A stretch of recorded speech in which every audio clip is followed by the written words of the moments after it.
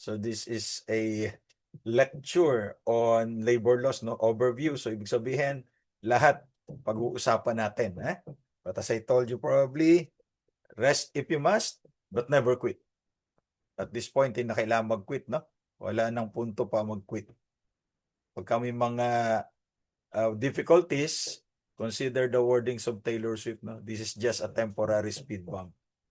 Okay? Temporary lang yan. Hindi magtatagal yan. And these are the books. Yung lecture natin dito no, kinuha sa librong ito, no? Labor Laws and Social Legislation, a complete package for the bar exam. Okay? Ito naman, labor relations lang yan. And then if you need a reviewer in political law, syllabus-based, complete package then for the political international law, yan, pwede niyong hanapin yan. And there are other books that we have published, as already mentioned. And you can also go to that YouTube channel. Pwede rin kayo mag-subscribe. Alam ko, iba sa inyo subscribers na. So, shout out sa mga subscribers natin. At syempre, sa mga loyal, saksi ni Duka, ano? At kapag ka nagbabar exam, ulitin ko lang, sabi ni Mariah Carey, I give my all. You give it your all. Para tapos na. No? At pag nagsasagot na sa exam, kalimutan na si Taylor Swift kasi puro blank space lang yan. Hindi kayo papasa dyan. Okay? So labor laws directly affect employment. The relationship between employer and employee. But there is also social legislation. Social legislations are laws, rules, and regulation that promote the welfare and provide benefits and protection for all the sectors of the society. That is in furtherance of social justice. And take note, ladies and gentlemen, that all labor laws are social legislations, but not all social legislations are labor laws. As what you can see on your screen, that is a social legislation, but that is not a labor law. Yung universal access to quality tertiary education. As an example of social legislation, but that's not a labor law. Whereas all labor laws are social legislations. They benefit the workers. No? Ngayon, you have to take into consideration the provision of the Constitution on Labor that the state shall afford full protection to labor, walang exception, local and overseas, organized and unorganized. By now, you know the distinctions between organized and unorganized labor, di ba? Promote full employment and equality of employment opportunities for all. Kaya lang, like ko sinasabi, yan ay paasang probisyon. Umasa lang tayo kasi 1989 pa yung Constitution, 1987 yung Constitution, no? 39 years old na yung Constitution since 1987, hanggang ngayon parang wala pa rin naman yung equal opportunities for employment for all workers. Guarantees the right to self-organization, peaceful concerted activities, including the right to strike in accordance with law. The right to strike must be exercised in accordance with law. We will discuss that in a while. So for now, suffice it to say that if you are a government employee, wala kang karapatang mag-strike. You have the right to unionize, but you do not have the right to strike. Okay? And labor contracts are based on police power. Police power is regulation. Diba? Lahat ng mga regulatory measures in the labor code and related laws are based on the police power of the state, like the assumption of jurisdiction by the Secretary of Labor, like the issuance of a wage order by the Regional Wage Board. These are based on police power by the state. Na TRO nga lang, mamaya pag-usapan natin kung legal ba yung TRO na inisyo ng korte pertaining to the wage order increase. Okay? You also have social justice. Of course, we do not need to repeat the definition of social justice given to us by the Supreme Court through Justice Laurel way back 1940, before you and I were born, no? But where can we see the operation of social justice in the Labor Code? Article 4, that all doubts in the implementation and interpretation of the provisions of the code, referring to the Labor Code, including the implementing rules and regulation, the doubt must be resolved in favor of labor. But remember, you only resolve in favor of labor if there is doubt. If there is no doubt, do not interpret in anyone's favor. Because while labor laws are intended to protect the workers, they do not intend to destroy or oppress capital. Okay? Habang kayo ay nagre-review at medyo inaantok na, you can exercise your right under Article 278 of the Labor Code. And what right is that? That's the right to picketing. Kaya lang pag nag-picketing kayo, baka marami kayong mamiss, ano? Okay? So do not interpret in anyone's favor, not even in favor of the workers if there is no doubt. You only interpret in favor of the workers if there is doubt. Why? Employers also have rights. And we cannot deny that. Kaya lang pinapaboran natin yung manggagawa because they are less fortunate. They do not have the money.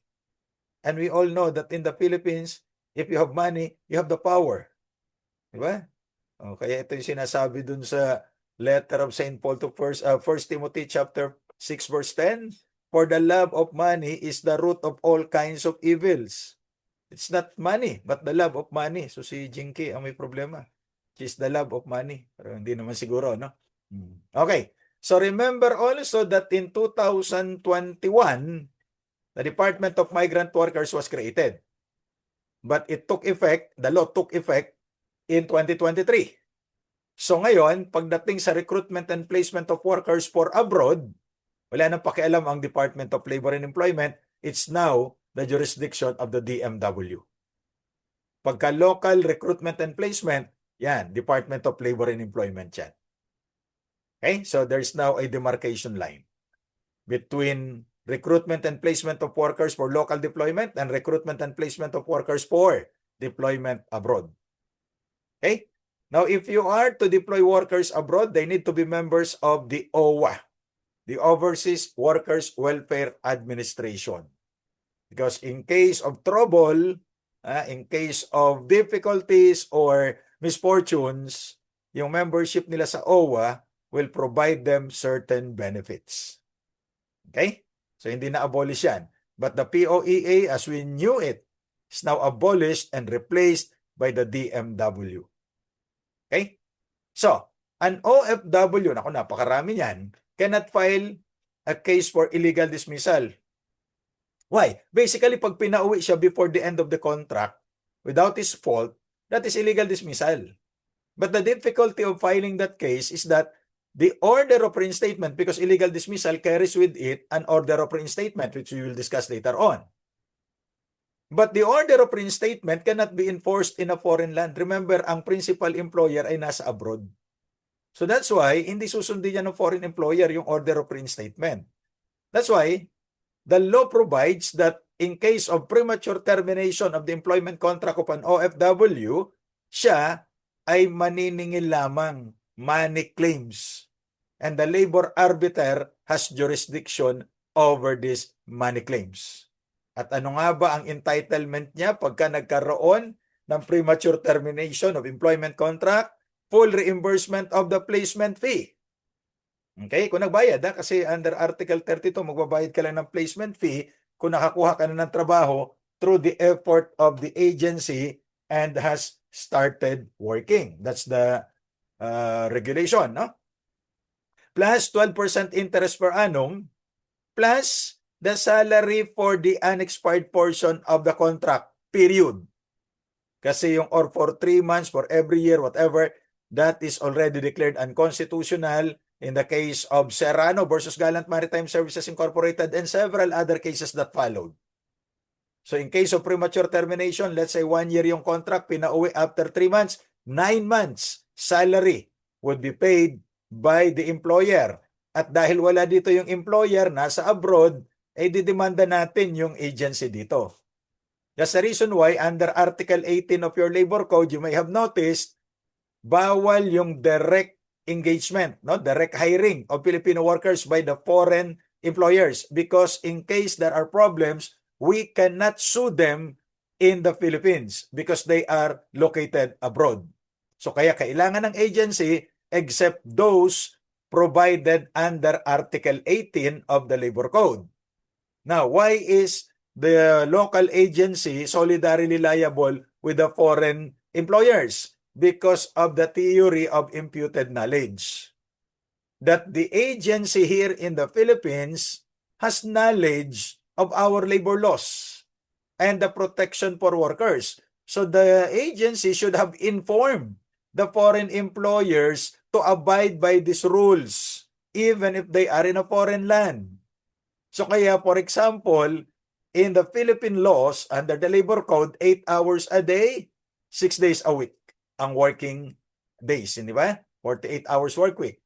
Eh, itong foreign employer, pinagtrabaho itong Filipino workers sa abroad ng 24/7. Eh, that's a violation. So, sasabihin ng agency rito, teka ho muna, nag-violate naman yung employer doon sa foreign land. You cannot be absolved from liability because of the theory of the imputed knowledge. That the knowledge of the agent is imputed to the principal. Dapat isinabi mo sa kanya na sumunod. And therefore, you are solidarily liable. That's the importance why direct hiring under Article 18 is prohibited. Subject to exceptions. No? May mga exceptions naman yon, katulad ng name hire. Okay? Oh, now, bago ka mag-operate ng recruitment agency for deployment abroad, kasi pag local deployment, Department of Labor. But just the same, kailangan mo ng lisensya. So there are now 2 licensing agencies in the Philippines for recruitment and placement of workers. For local deployment, Department of Labor and Employment. For OFWs, license would come from the DMW. Dati POEA. So ngayon, wala ng POEA, it's DMW. If you have a license, sorry, wala nang definition ng authority under Republic Act 11641. It's only license. So, if you have a license, you can operate either a recruitment agency.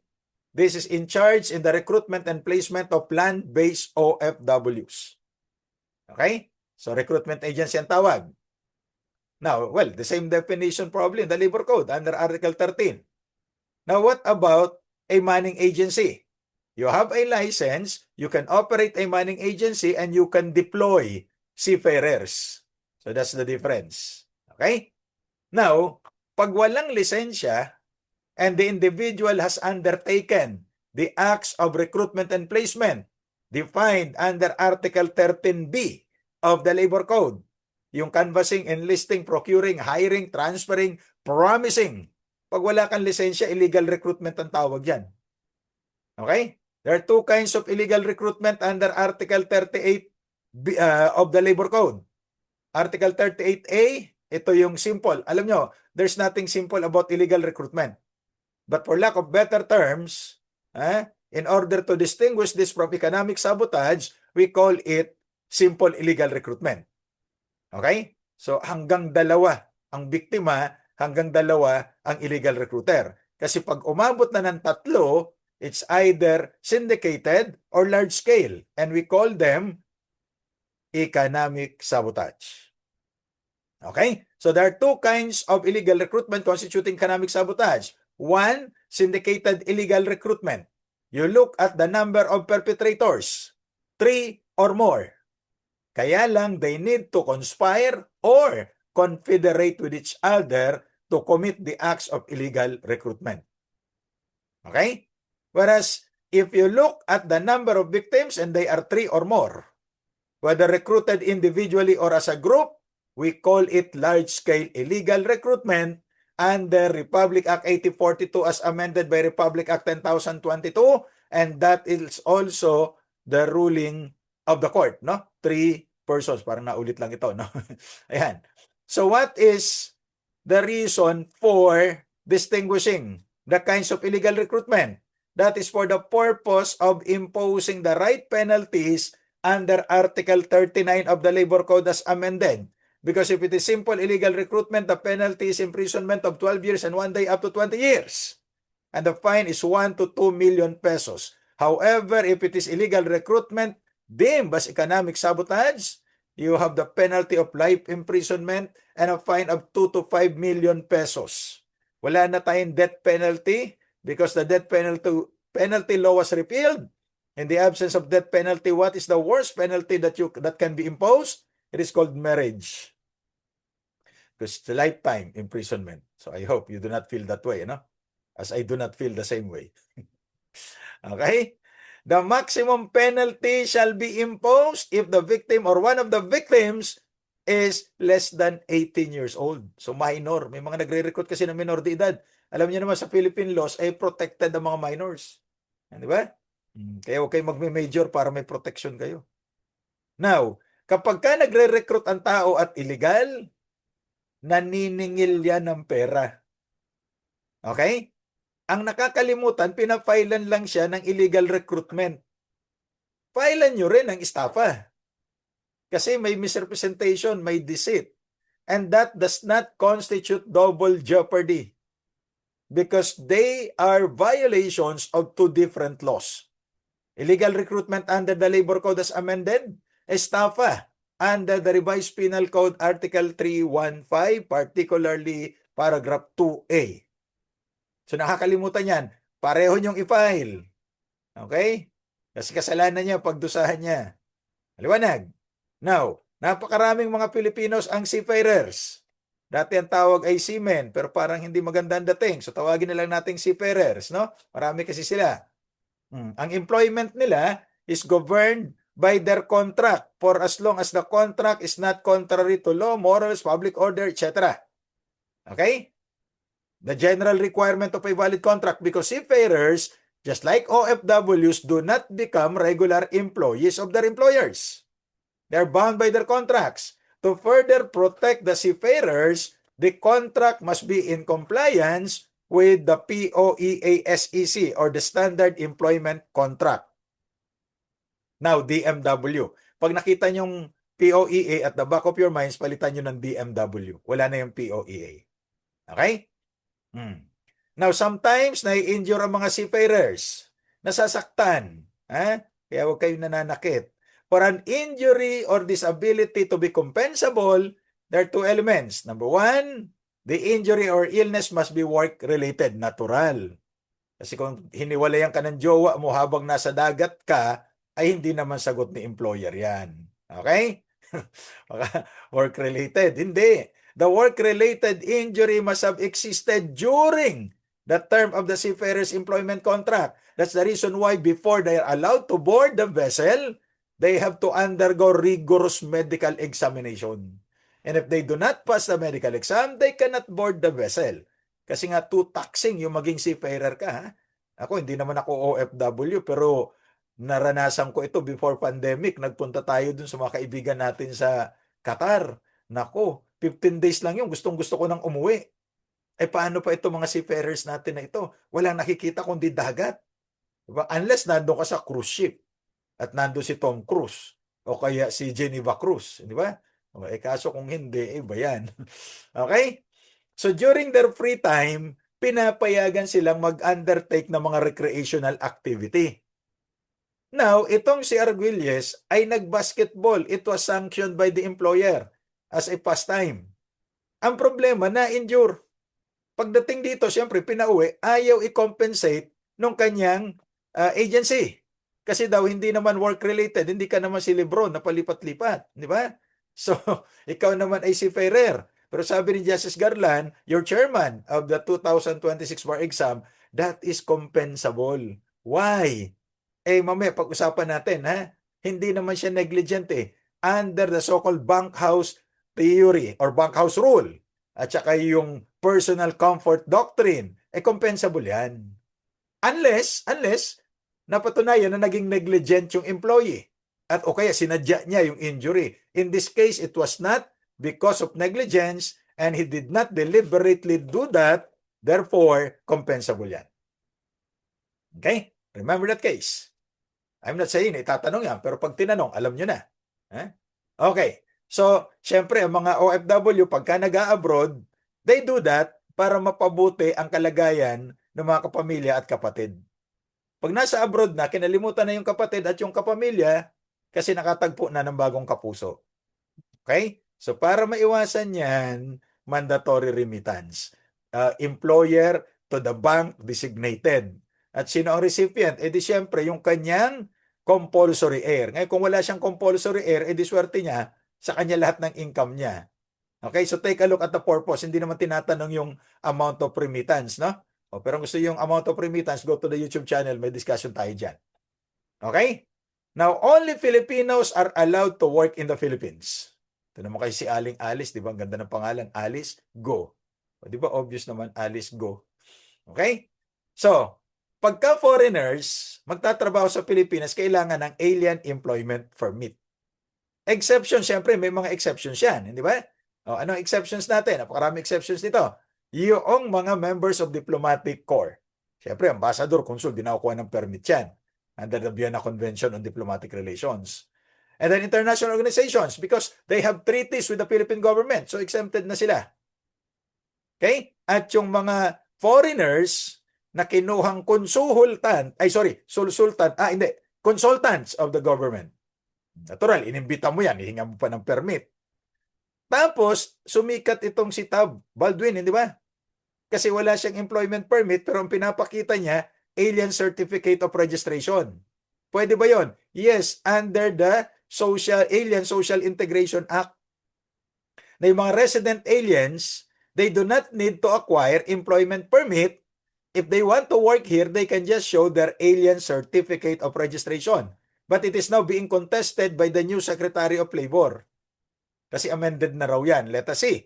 Pero nung makita ko yung Department Order 248 na binabanggit, parang wala naman itong amendment because, tandaan nyo, the issuance of the Department of Labor cannot amend the law. Itong social integration ito ng mga aliens is a law.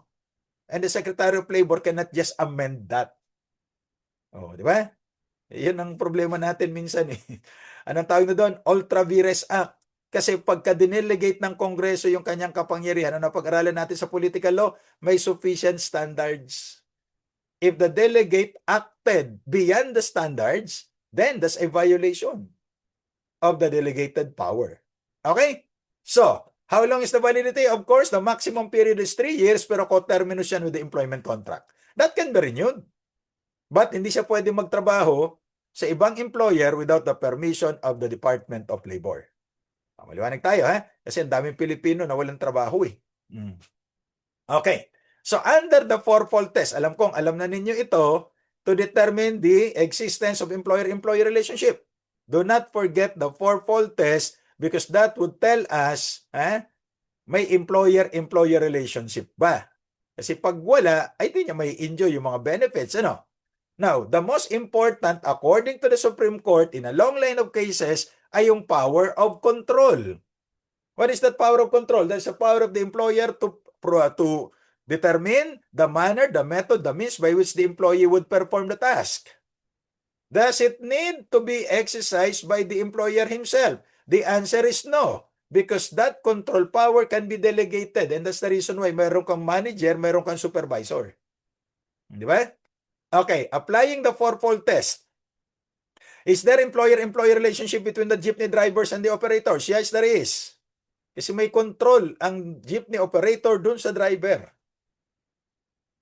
Okay, it's not a lesser relationship. It's employer-employee relationship. Kaya lang, baka hindi ito alam ng maraming jeepney driver kasi pag sinabi ng operator, wag ka nang mag-drive ng jeep ko, nag-move on na kaagad siya. So, gayahin natin yung mga jeepney drivers, madaling mag-move on. Hahanap na yan ng ibang jeep na idadrive niya.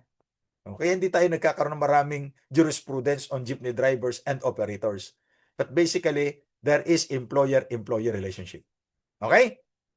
Is there employer-employee relationship between the religious groups and their pastors or ministers? Sabi ni Justice Garland, there is. Applying the fourfold test, there is employer-employee relationship between Salvation Army and its employees. Kaya paghulog mo yan sa SSS. In the older case of Austria versus NLRC, sabi nung religious group, yung pastor, ay hindi nila employee. At hindi daw dapat nakikialam ang gobyerno because it is purely ecclesiastical affair. But the court disagreed. Kasi applying the fourfold test, pasok. There is employer-employee relationship. Now, to the government employees who are appointed on a contract of service or job order basis, there is no employer-employee relationship between them and the agency hiring them. Ang sakit, no? Kala mo employer mo siya pero hindi pala. Kala mo meron kayo, wala pala. Parang ito yung pinagtagpo ngunit di tinadhana. Parang ikaw yung pinakilig pero iba naman ang inibig. Ano? Medyo mahirap-hirap yan. So in case of illegal dismissal, who has jurisdiction? Not the arbiter. Government yan eh. Sabi naman ng Civil Service Commission, hindi kami. Wala kayong employer-employee relationship eh. O sino? Well, to my mind, kung wala talaga kayong recourse, you go to court. Diba? For contract interpretation. Okay? Aside from the fourfold test, the Supreme Court in the Tiangkin versus Lazada Express, this is the case that arose out of the question of employer-employee relationship between the Lazada Express and the delivery riders. The Supreme Court added 7 more tests. Anong tawag dito? Economic dependence test. They did not replace the fourfold test. They are in addition to the fourfold test. To make it more difficult for the employers to deny the existence of employer-employee relationship. Kasi itong mga employer parang artista. Di ba? Nagde-date na, lagi nakikita magkasama, pero hindi sila. Walang kayo. Parang ganun yung employer. Araw-araw pumapasok ka, pero sasabihin, di ko employee yan. Why is it like that? Ika nga ni Lady Gaga, a million reasons. Okay? Mahirap isa-isahin. Pero may dahilan yan. Sabi ni Pink, just give me a reason. Okay? But the determination of employer-employee relationship is a factual issue. We do not normally bring that to the attention of the Supreme Court. It should be resolved by the labor agencies like the Arbiter and the NLRC. Now, pag nagsarado yung kumpanya, we can run even after the corporate officers if they acted negligently or against the law. We have that principle of piercing the veil of corporate fiction. But the liability of the stockholder is only up to his participation in the company. Of course, alam nyo yan sa corporation code. Hindi ba? Maraming sumisigaw, tapusin ang kontraktualisasyon. Hindi siguro nila nalaman na sa labor code mayroong legal job contracting. Kaya lang, legal job contracting must comply with the requirements of the law. And what are the requirements of the law? That the contractor carries on a distinct independent business different and separate from the business of the principal. As the case in your screen, yung bangko, kailangan niya ng security guard. Hindi siya mag-hire ng in-house security guard. Ang gagawin niya, kukuha siya ng security agency that will provide security services. Do they have different and distinct business? Yes, magkaiba yan. Kaya lang sa Pilipinas, palagi tayong may misnomer maling pangalan. Security agency pero contractor dapat siya. Because it's not in the nature of the contract of agency under the civil code. So contractor dapat siya pero ayaw niyong tawagin contractor sa security agency. Pangalawa, the contractor should have substantial capital or investment. Kasama dito yung tools and equipment according to Department Order 18-02. But under Department Order 174, Series of 2017, ang substantial capital should not be less than 5 million pesos paid up capital. 5 million. Okay? In a new case, last year lang ito, yung contractor walang tools, walang equipment. Pero ang capital niya ay 27 million. So, it was ruled that the contractor is a job contractor, not a labor-only contractor. Plus, according to the court, the nature of the work of the employees does not need tools and equipment. Bakit? Ano ba ang trabaho nila? Nagre-repack lang sila ng mga harina. Sino nga ba yung harina nabanggit sa impeachment? Di ba? May harinang nabanggit. So, hindi yun ang nire-repack nila. Ang nire-repack nila, flour. From a bigger sack to a smaller sack. So, hindi mo kailangan ng tools doon. Okay? Kaya, job contractor siya. Now, what about the benefits? Solidarily liable. Itong principal, yung bangko, in our example, at saka yung security agency, nahulugan yung kanilang SSS, PhilHealth, at yung walang kamatayang pag-ibig. They also have the right to self-organization. Okay? Ano ba yung right to self-organization? Pwede sila na mag-unionize, pero the union activity must be directed not to the bank, but to the security agency. Kasi security agency, yung kanilang employer, not the bank. At the security of tenure is with the security agency, not with the bank. Kasi pag yung bangko na inis dun sa gwardiya dahil lagi natutulog, sabihin niya dun sa agency, palitan mo itong gwardyang ito. Pinalitan. Yung pumalit, siyempre yun na nasa bangko, yung pinalitan, ihahanap ito ng bagong assignment. Now, in case there is no available assignment, the guard that was replaced will be on a floating status. Alagay mo na sa Coast Guard. Wag naman. Floating mo na siya. For how long? For not more than 6 months. Again, mayroong regulasyon ng Department of Labor na ang floating status should not exceed 3 months. Well, that's all right. Kung hindi ko contest ni employer. Pero pag kinontest ni employer yan, that's a violation of Article 301. Remember, the Labor Secretary cannot amend the Labor Code. In Article 301, it's 6 months. Ako, I would go for 3 months kasi pabor sa mga security guards. Pero pag kinontest ito ng security agency, hindi mananalo yan. Because according to the Supreme Court, it is affirmed that Article 301 is legal. In the meantime, no work, no pay for 6 months. But beyond 6 months, ayan na po ay magiging constructive dismissal. So kaya before the end of the 6th month, ihanap mo ng bagong assignment yung guard na floating status. Kung gusto niya pa, kasi minsan naghahanap na rin ibang trabaho yan. Kasi pag wala ka na ibigay ng bagong trabaho, that's constructive dismissal. Now, on the other hand, if you were engaged by the security agency, anong gagawin mo? Tanungin mo siya, may bago ka bang paglilipatan dito sa gwardyang ito naka-floating? Pag wala, i-dismiss mo na legally. Pay, separation pay. On what ground? Article 298. Mamili ka. Either redundancy or retrenchment to prevent losses. You cannot use yung number 1. Ano yung number 1? Installation of labor-saving device or closure. Nag-ooperate ka pa eh. Your choice is either retrenchment to prevent losses or redundancy. In both instances, you have to pay separation pay. At least legal yung pagtanggal mo. Okay, pag nagkaso yan, may ebidensya ka na legal. Take note of the solidary liability of the bank and the security agency, the principal and the job contractor. The job contractor has to register with the Department of Labor and Employment because it is a regulated industry according to Department Order 18-02. Failure on the part of the contractor to register, that would give rise to the presumption that he or she is engaged in prohibited labor-only contracting. However, according to the Supreme Court, mere registration alone is not enough para siya ay maging job contractor. Kailangan niya pa rin mag-comply with the other requirements of legal job contracting. What about an independent contractor? An independent contractor, katulad nitong si Baldwin, carries or performs work, job, or service on his own account, free from the control and direction of the principal. Bakit siya hinire na independent contractor? Kasi meron siyang unique skills na wala doon sa available pool ng employees ng employer. But that's a factual issue. Diba?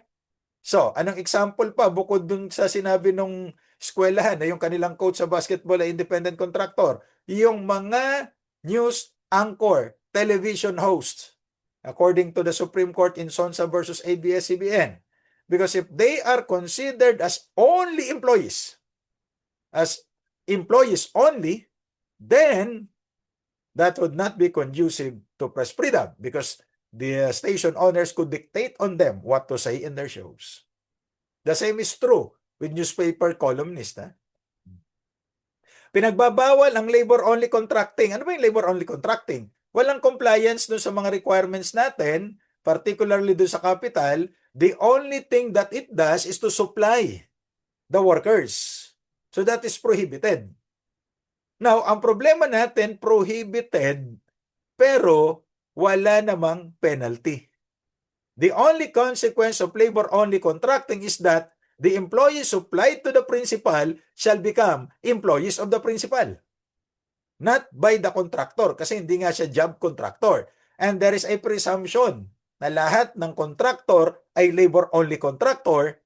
But, how do you overcome the presumption? By presenting proof that you complied with the requirements so that you are considered a job contractor. Wala namang parusa nga kapag ka labor-only contractor. There was an attempt in 2019, kaso binito ni Presidente Duterte yung bill that would penalize the labor-only contractors. Kaya hindi na naging batas ito. When an employee files a case or reports to authorities because the employer has violations and the employer dismisses the employee, that is what you call retaliatory measures. And that is prohibited by the labor code. And that's even affirmed by jurisprudence. Kasi the cause of the cause is the cause of the evil cause. Bakit ka ba isinumbong ng employee? Kasi hindi ka nagko-comply. O ba't mo sisisihin yung empleyado? Nagsumbong lang naman siya dahil karapatan niya yun. Kasi sa Pilipinas, yung nagsusumbong, yun ang napapahamak. Di ba? Yung whistleblower ang nakukulong minsan. Now, there are two types of regular employee. First category, those who are engaged to perform activities which are usually necessary and desirable in the usual trade or business of the employer.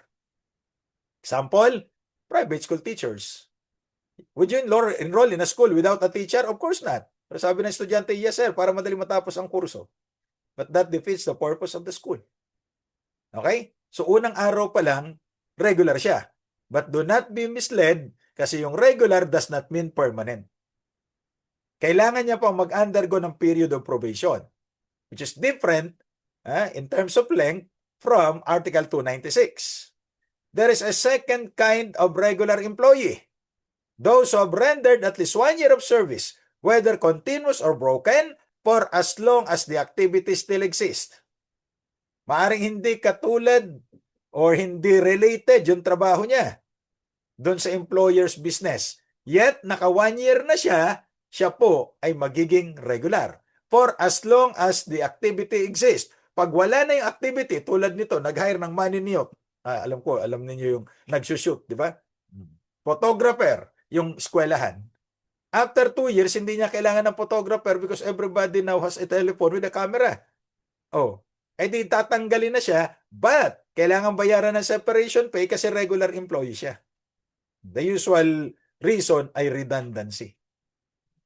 What about a project employee? Of course, at the time of engagement, a project employee must be informed. Gaano katagal itong trabahong ito? May project tayo, usually sa mga construction company. Pag natapos yung building, tapos na tayo. Walang kinalaman yung picture. Okay? There must be a written contract. In the absence of a written contract, ang presumption natin, regular yan. Bakit? In case of doubt, resolve in favor of labor.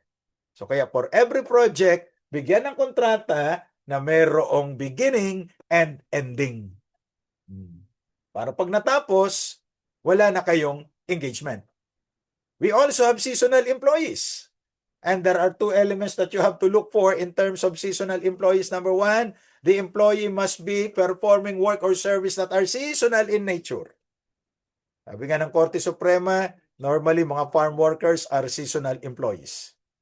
And the employee is engaged only for the duration of the season. Qualified ba dito si Santa Claus? Malamang. Kasama yata si Jose Marichan. Diba? So farm workers normally are regular seasonal employees. Teka, seasonal, bakit naging regular? Kasi nga every season, siya ang ini-engage mo. Like planting season, siya ang engage mo. Magkakaroon ng gap yan kasi matagal yung harvest season. Pagdating ng harvest season, siya naman i-engage mo. Dumating yung another planting season, you did not engage the employee. But he did not commit anything wrong. So that might be a case of illegal dismissal because he became a regular seasonal employee. Okay, that's understood. Now, a fifth kind of employees according to the Supreme Court is fixed-term employees. These are employees who are hired and were given a fixed-term contract. So normally, 4 months, 3 months, up to 5 months. Ay napaabuti ng 6 months kasi magkakaroon ng matapos yung probationary period, baka ma-regular yan. So there must be clear understanding that the engagement is on a fixed period. But when the fixed term contract is repeatedly renewed, this will give rise to the presumption that you are circumventing the law. Why? Take a look at this case. Sampana versus Maritime Training Center. What's the business of the employer? Training center. What is the nature of the work of Sampana? Trainer. Is that not necessary and desirable to the usual business or trade of the employer? That is. Therefore, he is a regular employee on the first day he reported for work. Why put a fixed-term contract of employment? Well, that is to circumvent the law. Bakit ba kasi ayaw mag-regular ng mga employers? Unang sagot, kapag tinatanong ko yung mga kliyente nating employer, kasi pag na-regular ho yan, nagiging tamad. Pag na-regular ho yan, lumalaki ang ulo, di sukatin nyo bago nyo irregular. Diba? Pag na-regular po yan, ayaw na sumunod sa utos. Pwede nyo naman tanggalin under Article 297. But I understand, mahirap kasi magtanggal ng employee kaysa mag-hire ng employee. We'll discuss that in a while. Di ba? So, an employee may be put on probationary period. Under Article 296, that is usually 6 months, unless covered by a longer period of probation involving apprenticeship agreement. That's the provision of Article 296. Any employee who is put on probation and allowed to work beyond the probationary period shall be considered regular employee. Okay? Now, let's say 6 months. After 6 months, ilalagay naman siya sa another period of probation. That is illegal according to the Supreme Court. That is a case of double probationary period. That circumvents your original engagement. Pero pag sinabi ni employer na ang probationary period dito is quite longer and the employee agreed, then there's no violation because you have to finish the longer period of probation, just like the private school teachers.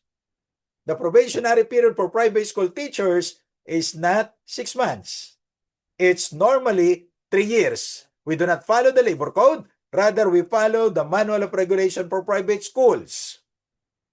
And under the manual is 3 school year of continuous teaching.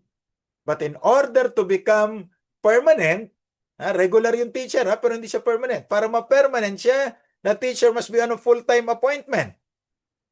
The teacher must have served 3 years of consecutive service. That's the maximum. It cannot be longer than that. It can be shorter, but not longer. And the service must have been satisfactory. If the school is asking for an outstanding performance, that is already beyond what the law requires. The law requires only satisfactory service. Okay? Now, how long is the normal hours of work? 8 hours a day, 6 days a week. Unlike in the government, 5 days a week lang. Ngayon, 4 days a week pa yung iba. But in the private sector, we operate on a 48-hour work week. Exception for health personnel. But remember, matagal-tagal lang din tinatanong ito, mga health personnel, 5 days a week, pero 5 days din lang ang sweldo. If they work on the 6th day, entitled sila sa additional 30%. If the location of the hospital has a population of at least 1 million. Or wala namang 1 million yung population, pero yung hospital nila with a bed capacity of at least 100 beds. Pwede ba doon yung 50 beds lang pero double deck? Palagay ko hindi naman. In that situation, if they are required to work and they agreed to work on the 6th day, they will be entitled to a 30% additional payment. We call that premium pay. Okay? Is it possible for an employee to be working while sleeping? Walang kinalaman si bossing dyan, ha? Working while sleeping is allowed and it is paid. At ang like example, you can see on your screens, yung truck helper matapos siyang i-load yung cargo ng truck, nag-drive na si driver, hindi naman siya makikidrive. Katabi lang siya ng driver. So, along the way, nakakatulog siya, compensable yon kasi nagtatrabaho pa rin siya. Katulad din yan ng mga waiter, di ba yung waiting time ay integral part of their work, kaya nga sila waiter so bayad yun. Okay? And you also have what I mentioned earlier, the bank house rule. Ano yung bank house rule na ito? That an employee who is on a stay-in arrangement, anything that happens to him, dahil hindi nga siya makalabas, ang presumption, liable si employer. Except if it is shown that the employee's negligence led to the injury or accident. Okay, sinadya niya yung injury. Now, what about the personal comfort doctrine? An employee, while working, may attend to his personal comfort, like going to the comfort room. Kaya nga comfort room, hindi ba? Tapos, while going to the comfort room, nadulas, na-injure. Is that compensable? The employer would normally say, hindi, because he was not in the actual performance of his duties. But according to the personal comfort doctrine, sabi ng inyong chairman, si Justice Garland, compensable yan. Because he cannot perform efficiently had he not attended to his personal comfort. Okay? So anong excuse dito ng employer? Again, negligent yung employee. Instead of going to the nearest comfort room sa office, pumunta pa doon sa kabilang building. Doon siya nadulas. Baka may negligence. So, hindi na compensable yon. But normally, under the personal comfort doctrine, compensable yan. Those employees performing work between 10 p.m. to 6 a.m. the following day are entitled to additional 10% of the regular wage for that day. That is, those people on the graveyard shift. Okay? Now, when you work beyond 8 hours, we call it overtime work. And you deserve overtime pay. Overtime pay rate is either 25% of the hourly rate after 8 hours, kasi hindi nilalagyan ng additional yung 8 hours work. It is every hour after the 8 hour. Or 30% of the hourly rate depending on what day the overtime work was performed. Whereas premium pay is paid additional payment for 8 hours of work because the employee worked on the day that he is not supposed to be working. Like your rest day. If you do not work, no pay. But if you work, may additional 30% tayo. During a special non-working holiday, if you don't work, you don't get paid. But if you work, may additional tayo. That's what we call premium pay. It's either 30% additional or 50% additional. It depends on the circumstances. Now, the employee has the burden of proving that he rendered overtime work, that he worked during holidays or rest days. Otherwise, hindi compensable yan. Okay?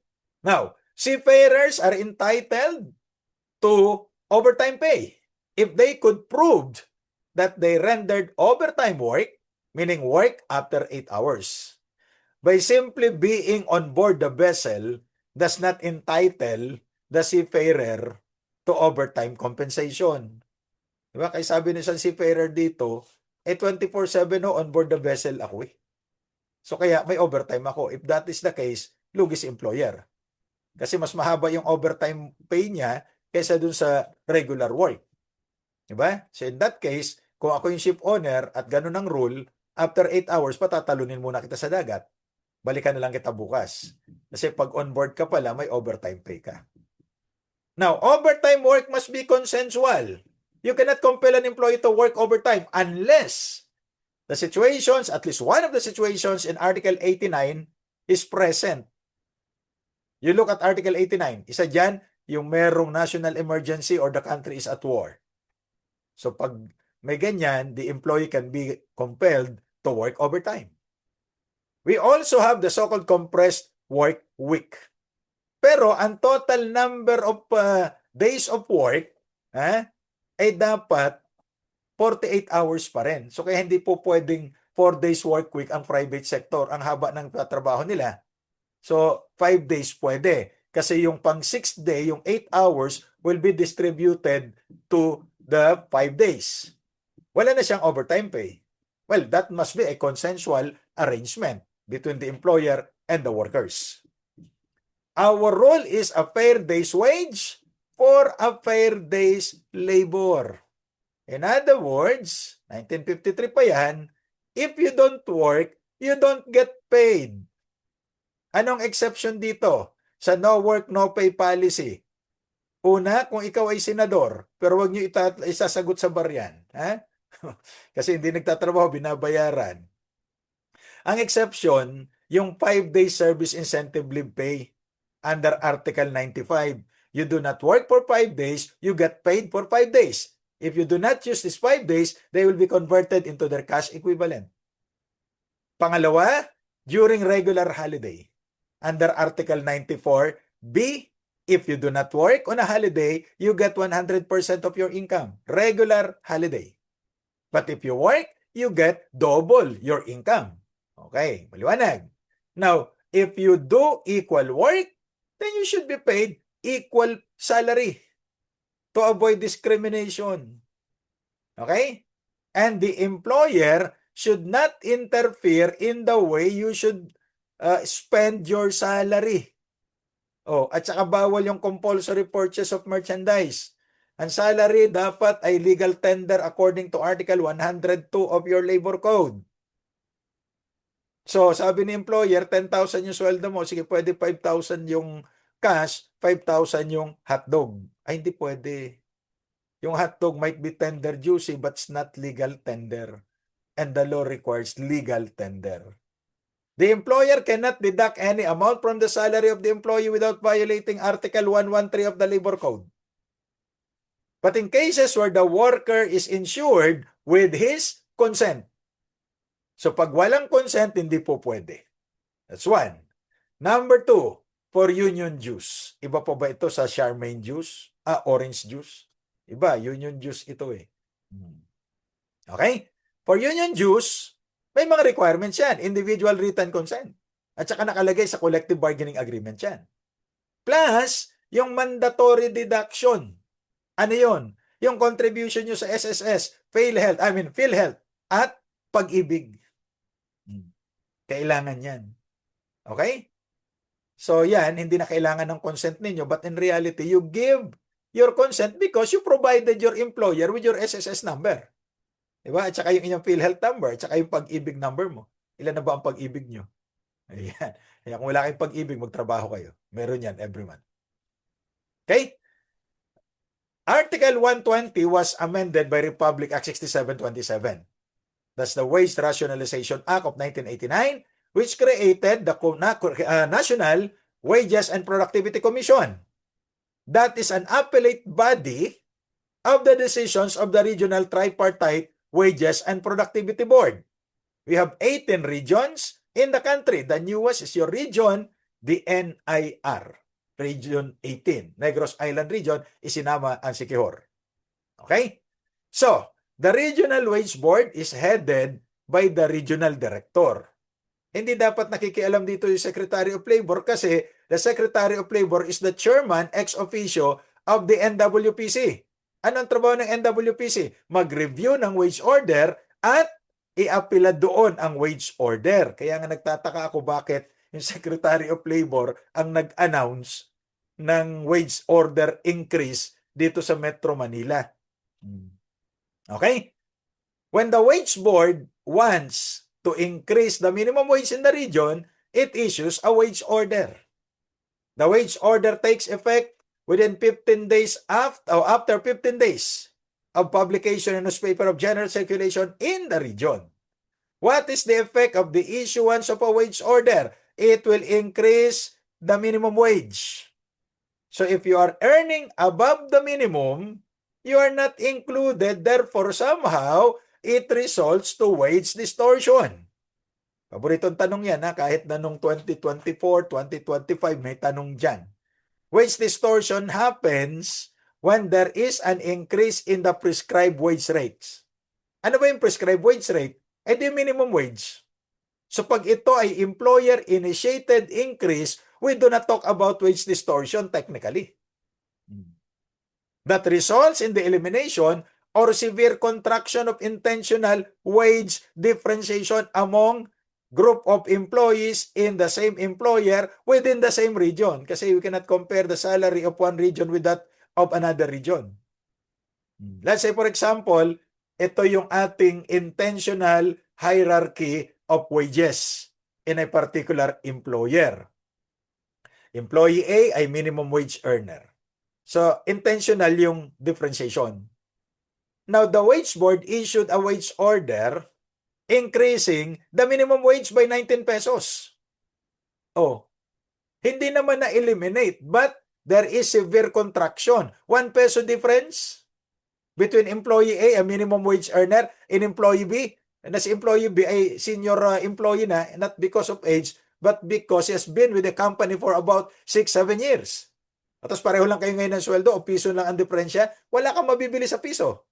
So that is a clear case of wage distortion because it is brought about by a wage order increase. So favorite question, how do we correct wage distortion? It depends on the kind of establishment.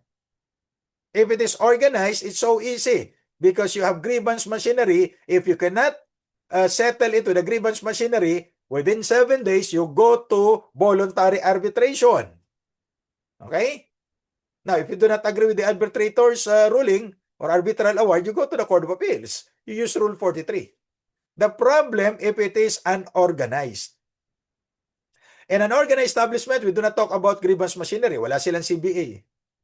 So how do we correct it? The employer and the worker shall endeavor to correct the distortion.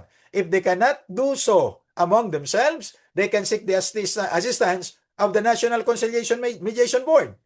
The problem is the NCMB does not give an award. Okay? So pag unresolved pa rin within 10 days, go to the arbitration branch. Pag sinabing arbitration branch ng NLRC, that's the labor arbiter. For what? For compulsory arbitration. Can you stage a strike because of wage distortion? You cannot. It's not a strikeable issue as there are only 3 grounds for a valid strike. Diba? O, bargaining deadlock, ULP, at saka union busting. Those are the limited grounds for strike. And Article 126 is explicit. No preliminary or permanent injunction or temporary restraining order may be issued by any court. Any court, tribunal, or other entity against any proceedings before the regional boards. Ibig sabihin, ang korte hindi pwede mag-issue ng TRO. It is now an issue because RTC Pasig issued a TRO, not a TRO, but status quo ante order. Meaning, hindi pa rin maipapatupad yung wage order na pinagmamalaki ng Department of Labor na 85 daw. Yung pala, pag binasa mo, 60 lang. Next year pa yung 25. Tapos yung mga manggagawa naman, nag-rally doon sa Department of Labor. Wala namang magagawa yung Department of Labor dyan, doon kayo sa korte mag-rally kasi yung korte nag-issue ng TRO despite the prohibition. Express yung prohibition eh. Eh sabi naman ng iba, siyempre, pag pro-employer ka, sabi mo, under the Constitution, masusunod ng korte. Pero marami tayong jurisprudence dyan na between a law of general application, sinasabi nyo, Constitution, and a special law dealing with the same subject matter, the Labor Code, the special law prevails. Okay? Specific provision ito eh. Now, if the employer, walang kinalaman yung picture by the way, pero in-stop din. If the employer is generous, nagbibigay pa siya ng extra benefit. We call it supplements. Hindi gamot at hindi maaaring gamitin panggamot sa anumang uri ng sakit, ay diniloloko tayo. Hindi yun. Additional benefits that are not deducted from the wages. Like, libreng merienda. O, diba? Libreng shuttle service. Oh. What is deducted from the salary is the amount of facilities. Ano ba yung facilities? These are items of expense necessary for the employees and his family's existence. Like for example, yung apartment bill na tinitirahan ng employee. O salary deduction yan. Kaya lang there are requirements. Number 1, it is generally provided by the nature of the trade and business of the employer. Pangalawa, the provision of deductible facilities must be voluntarily accepted in writing by the employee and charged at fair and reasonable value.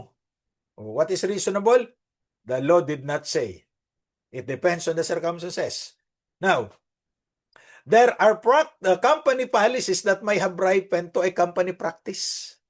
Unfortunately, sabi ng Korte Suprema, maaring 6 years, 3 years, or 2 years. So wala talagang standard eh. So how to determine a company practice? Number 1, there is substantial evidence that the giving of the benefit is done over a long period of time. Yun nga lang, pwede daw 2 years lang eh. At ito ay consistent and deliberate and voluntarily provided by the employer. So those are the standards that you have to look for para masabi nyong company practice ito. Why is this an issue? Because a company practice favoring the employee may not be removed or withheld unilaterally by the employer. Otherwise, that would be violative of the prohibition against diminution of benefits. Okay? However, if there is a mistake, nagkamali lang, hindi applicable yung company practice na ito. But, sabi ng Korte Suprema, even in cases of error, it should be shown that the correction is done soon after the discovery of the error. Kasi pag pinatagal mo pa yan, ay stop ka na. Like for example, we have an example, the employer is not required to give Christmas bonus kung nagbibigay siya ng 13th month pay under Presidential Decree 851. Pero ang ginawa ni employer, nagkamali, nagbigay pa ng Christmas bonus aside from 13th month pay. Sabi niya, nagkamali siya. So, i-withdraw mo kaagad, i-correct mo kaagad. After 5 years, saka mo palang i-correct, that may have ripened to a company practice already. Okay? So, even God rested on the 7th day. After 6 consecutive days of work, the employee has 24 consecutive hours of rest. Kaya like ko sinasabi, pagka rest day ko, talagang hindi ako naglalaba kahit sino magalit. Kasi namamlansya ako. Mahirap pagsabayan. What day is your rest day? It depends on you. It depends on your agreement with the employer. Taking into account religious consideration. Because there are certain religious groups na may specific day sila for rest. You cannot be compelled to work on your rest day unless one of the situations in Article 92 is present. May mga situation dyan tulad ng Article 89. So you can be compelled to work. If you work on your rest day, you are entitled to additional 30% premium pay. Okay? Now, 30% no additional. That is also the same rule for special non-working holiday. The rule is no work, no pay. But if you work, you get additional 30%. Under Article 93, Paragraph C, if your rest day falls on a special non-working holiday, like for example, your rest day is Saturday, tapos yung special non-working holiday like November 1, dahil may mga special non-working holidays tayo under the law, yan ay pumatak na Saturday rin, yung November 1, so you have 2 occasions. If you do not work, you don't get paid. But if you work, you get 50%. Sabi ng Article 93, Paragraph C. That's your premium pay for that day. Okay? Now, under Republic Act 10966, the Immaculate Conception Day is a special non-working holiday. If you do not work, you don't get paid. But if you work, you get additional 30%. The rule is different, however, under Article 94. During regular holidays, even if you do not work, you get paid. Ano ngayon ang kaibahan ng special holiday sa regular holiday? Yun ang gumugulo sa sambayan ng Pilipino, magte-take mo ng bar exam o hindi. Palaging kaguluhan yan. Ang suggestion ko, you memorize Article 94, idagdag nyo yung dalawang Muslim holidays, Idul Fitr at Idul Adha. You memorize this. Pag hindi papasok dyan, yan ay special non-working holiday. Kasi yung regular holiday, consistent yan. Diba? Yung Chinese New Year, kailangan pa ng deklarasyon niya ng presidente, so hindi yung regular holiday, special non-working holiday lang yan. Pero lagi naman tayo inaaway ng China, ba't kaya gawin na lang nating Japanese New Year? O kaya Korean New Year? Anyway, sa gobyerno, ang daming Korean, di ba? Pagka may project, magkano Korean? Paano Korean? Ayan. Okay? The day designated by law for holding a general election is a holiday. Kaya lang ang Department of Labor for the longest time, sinasabi palagi pagka may election, special non-working holiday.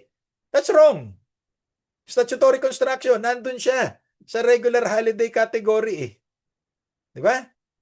Kaya lang, hindi naman nagrereklamo yung mga manggagawa because even if they do not work on an election day, bayad naman sila eh. So kaya okay na rin. At saka wala namang gusto magtrabaho pag election, di ba? Pag nagtrabaho ka sa Metro Manila, 695, 8 hours of work. Pero pag bumoto ka, 5,000. O sino pa gusto magtrabaho? Diba? Boto na lang sila. What happens if there are 2 regular holidays falling on the same day? That would normally happen during Holy Week.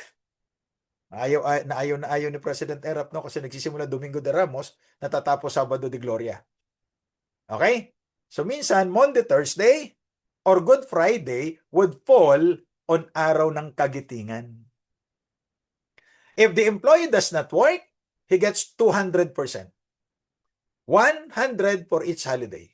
But if the employee works, contrary to what the others are saying, it is just 300%. It's not 2 times 2. It's 1 plus 1 plus 1. To be fair to the employer. Hindi po pwedeng 2 times 2 yan. Now, regular holiday falling on the employee's rest day. If he or she does not work, he gets paid 100%. Regular holiday yan. But if he works, double plus 30%. Bakit 30%? Rest day niya eh. Okay? So, kaya yung iba hindi nila pinapapasok para 100 lang ang babayaran. But assuming pinapasok, magko-compute kayo. The labor code does not provide for sick leave, vacation leave, bereavement leave, or even broken-hearted leave. The only leave provided by the labor code under Article 95 is service incentive leave with pay. If you do not use them, they are converted into their cash equivalent. Saan ang galing yung sick leave, vacation leave, bereavement leave, at broken-hearted leave? Either company policy or collective bargaining agreement provision. So in that case, hindi na required si employer na magbigay pa ng service incentive leave. Pero bawal yung no conversion pag hindi nagamit. Under the Solo Parent Welfare Act as amended, entitled ang mga solo parents sa 7 working days leave with pay every year, regardless of the reason for the leave. Basta solo parent. Of course, qualified solo parent yung may mga ID coming from the local government units. Kasi yung solo parent may anak yan, ha? Kasi marami sa Pilipinas, magulang lang talaga, wala namang anak. So hindi kasali yung mga magulang na yun, ha? Yun lang mga magulang na may anak at solo sila. Under Republic Act 11210, amending Article 131 of the Labor Code, merong maternity leave. Regardless of the legitimacy of the child na ipapanganak niya, siya ay merong 105 days leave with pay if married or may partner. May option to extend that for 30 days but that is without pay. Now, pag solo parent under the law, mas mahaba. 120 days leave with pay. With an option to extend pero wala nang bayad yung extension. How many pregnancies? Yan po ay unlimited. Okay? Hindi katulad nung dati na 4 lang. O, tapos iba naman ang rule pagka miscarriage, only 60 days. Okay? That's different for paternity leave. This is granted to a legally married male who is cohabiting with his legal wife. So kaya kung sila ay live-in partners lamang, walang paternity leave ang lalaki. Bakit napakahigpit? Tinanong ito kahapon. Kasi po, una, hindi naman ikaw manganganak, tutulong ka lang. Pangalawa, baka pag sinabing kahit sino mabuntis mo may leave ka, di mambubuntis na mambubuntis siya para makapag-leave. Diba? So we are tolerating promiscuity and that is not allowed. So ito ay limited to 7 working days leave with pay. Limited sa first 4 deliveries, kaya pag panlima na, wala na siyang paternity leave. So pwede naman siyang pasahan ng kanyang wife or partner. Under the Magna Carta of Women, Republic Act 9710, a woman employee is entitled to 2 months leave with pay. If she suffered from a gynecological problem resulting into surgery. Kailangan may operasyon, ha?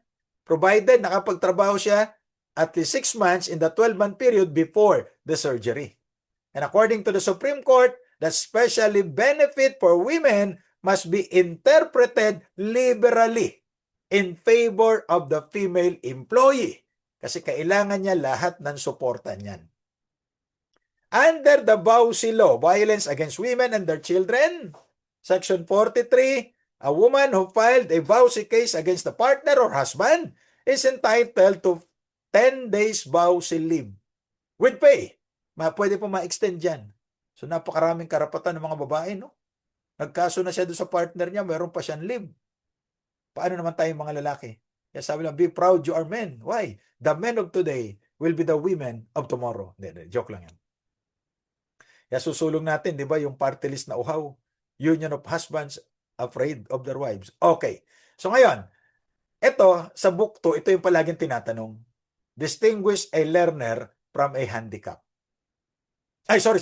Distinguish a learner from an apprentice. Iba pa yung handicap worker.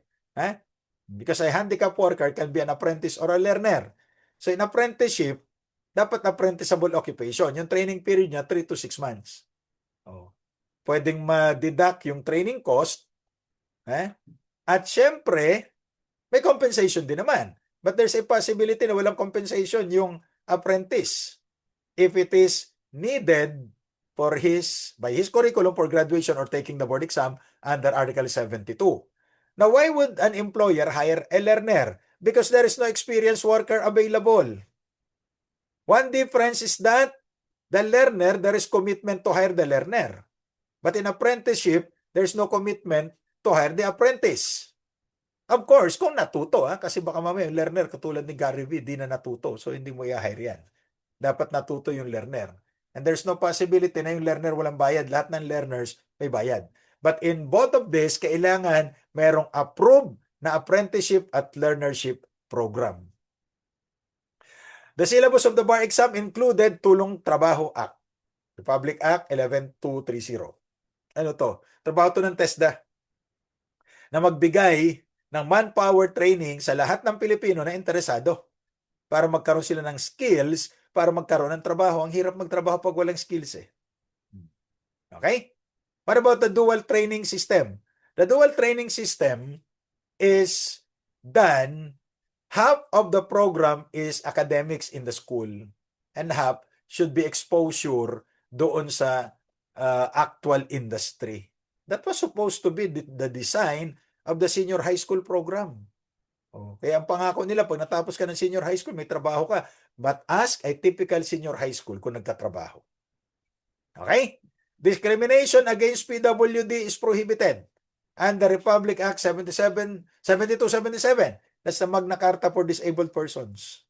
So any and all forms of discrimination. But take note that the disability should not in any manner affect the effective performance of the task naman. Okay? Women should be protected. Taking into account their maternal functions. That is why meron tayong anti-sexual harassment law. Anti-sexual harassment law, Republic Act 7877, is designed requiring moral ascendancy of the offender over the victim. So pag walang moral ascendancy yung offender over the victim, there is no sexual harassment. Because sexual harassment is abuse of power. May kapalit na hinihingi na sexual favor para mabigyan ng trabaho, promotion, or what. Now, when someone is charged with sexual harassment, that would lead to threefold liability. Criminal, civil, and administrative. There's no double jeopardy to talk about. Tinanong ito ng 2024 bar exam. And also, men can file cases of sexual harassment. We can also become victims of sexual harassment. Hallelujah. Nung unang panahon kasi, kami ay, anong tawag dito? Nagtitiis na lamang. Okay?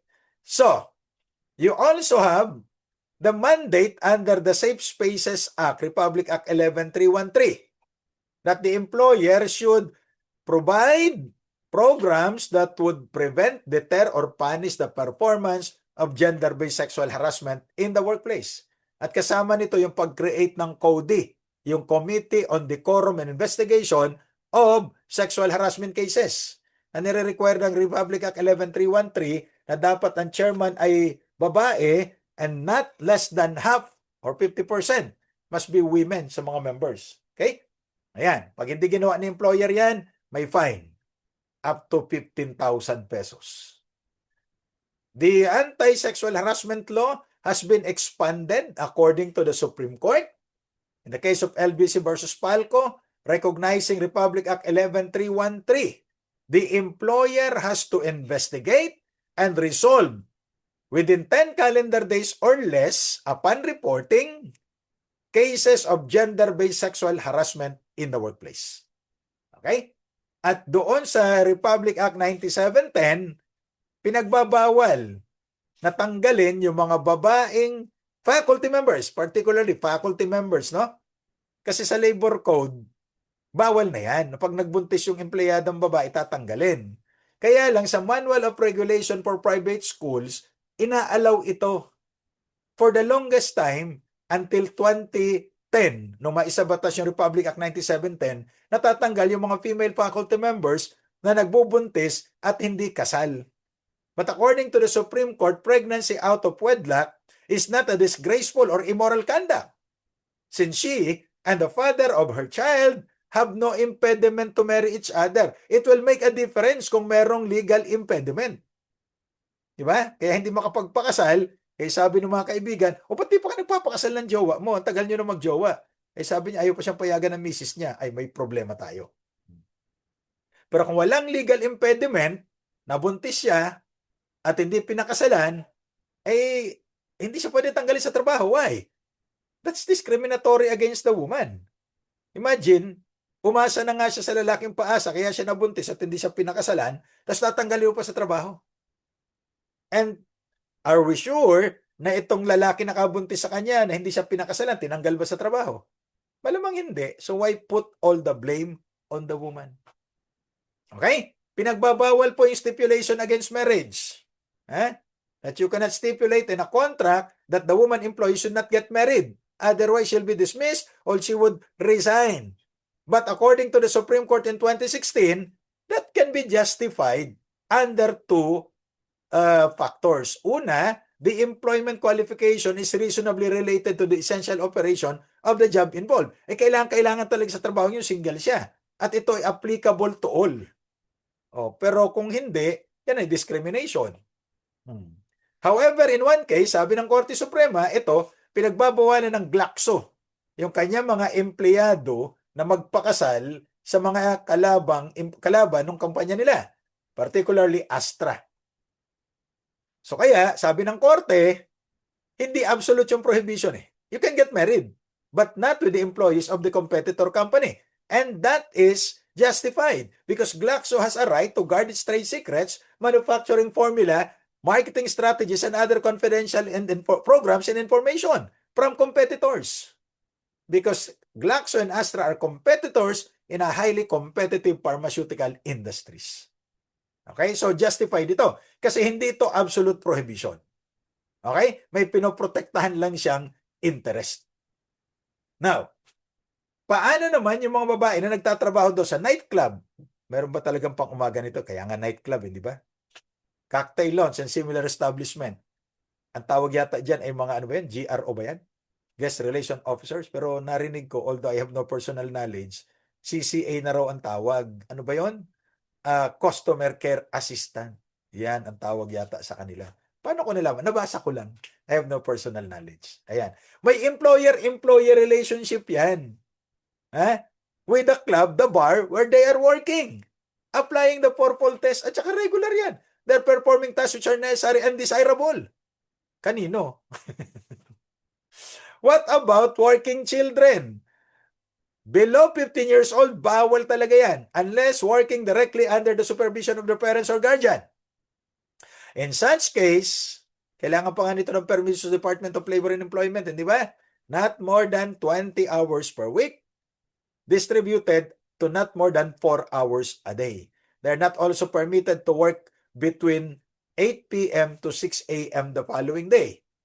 And kapag ka sila naman ay above 15 but below 18, not more than 8 hours a day, not more than 40 hours work week.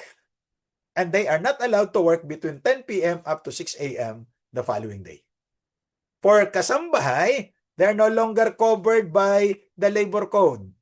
We have a law for kasambahay, Republic Act 10361. And take note of the definition of kasambahay under Section 4. We have to emphasize na ang kasambahay ay dapat on occupational basis. Kasi for example, yung laundry person ninyo, tagalaban nyo, tinatawag nyo lang twice a week. So sporadic yan. Hindi yan occupational. So hindi siya covered ng batas kasambahay. Family drivers are no longer covered by the labor code because the labor code provisions have been repealed. Yet they are not included in the list of kasambahay. So what law governs the employment of family drivers? It's the civil code, not the labor code, not the batas kasambahay. Okay? So particularly the provisions of the civil code on labor. I think it's 1689 up to 1710. Yun ang applicable sa mga family drivers. So that case of Atienza versus Saluta.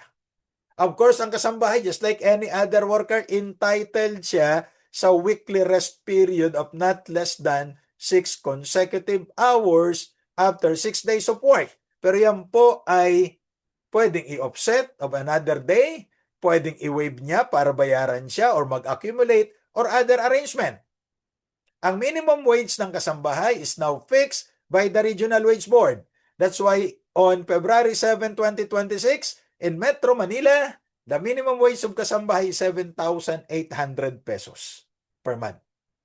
Okay? So sa Metro Manila, if they are paying their kasambahay below 7,800, that's underpayment. What's jurisdiction? Of course, the regional director. May mga employees na kukunin yung gamit ng kay employer, iuwi sa bahay, they're called home workers. Babalik nila and they'll be paid on a piece rate basis. Okay? So, ano yung mga prohibited homework?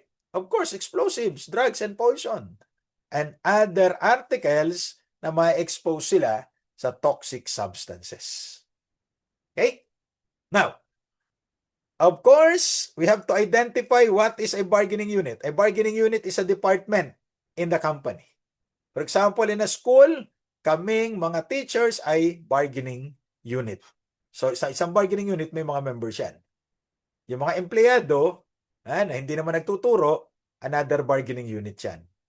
So, lahat ng empleyado, regardless of the bargaining unit where you operate, you have the right to establish a union under Article 3, Section 8 of the Constitution. Even government employees. The only limitation is that the organization that you are forming, the purpose is not contrary to law. That is the only limitation according to the Supreme Court. If the purpose of your organization is against the law, then you do not have the right to form. The right to join includes the right not to join. Pag ayaw pilitin, masasaktan ka lang. Because if you force an employee to join a union or you prevent an employee from joining a union, you are committing unfair labor practice. Unfair labor practice is the act of any employer, its officers or its representatives or agents, or the union, the officers and members that interferes with the right of the employee to self-organization. Pag sinabi self-organization, joining or not joining the union. Bawal yun. Unfair labor practice yan. Not all kinds of unfairness in the workplace can be considered unfair labor practice. Only those related to union activities. Okay? So, sino ang may jurisdiction for unionization? Joining or not joining a union? Of course, it is the Bureau of Labor Relations. Meron siyang jurisdiction over inter-union and intra-union disputes. Okay?